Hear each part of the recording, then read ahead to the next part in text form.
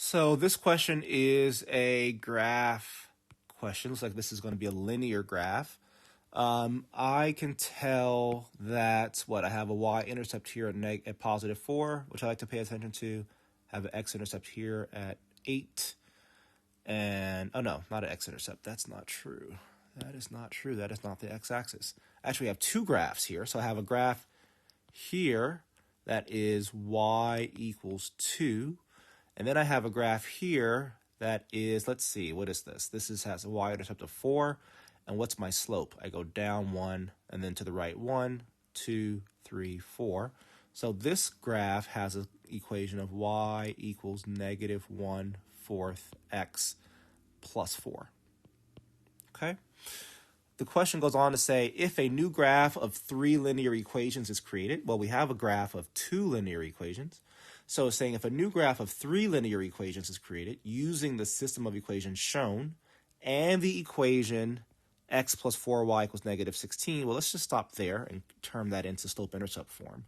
So if I have x plus 4y equals negative 16, but I want it to be in y equals mx plus b form, I would subtract x from both sides, leaving me with 4y equals negative x minus 16.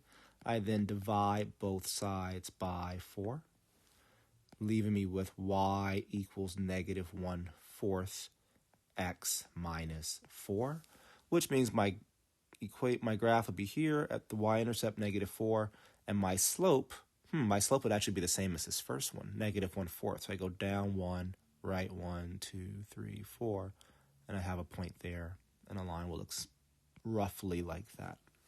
So the question says, if we have now this system of 3 equations, the 2 original ones and the one that I just added, how many solutions will the resulting system of 3 equations have? Well, this top equation here, y equals negative 1/4 x plus 4, and this equation here, y equals negative 1/4 x minus 4, are parallel because they have the same exact slope. So they will never intersect each other, which means there has to be 0 solutions, right? Because the solution to a system of 3 equations would be where all 3 lines intersect. That is the only place where you can say that's a solution to the entire system of 3 equations. So there will be intersection with this horizontal line, right? It intersects this top equation or the top line here, and it's going to intersect my line that I draw, out here somewhere. But there will not be a place where all 3 lines intersect. So choice A is correct.